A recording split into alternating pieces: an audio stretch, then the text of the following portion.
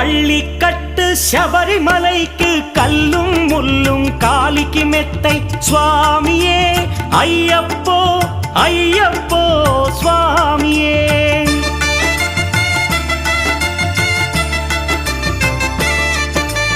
பள்ளிக்கட்டு சபரிமலைக்கு கல்லும் முள்ளும் காலிக்கு மெத்தை சுவாமியே ஐயப்போ ஐயப்போ స్వామియే.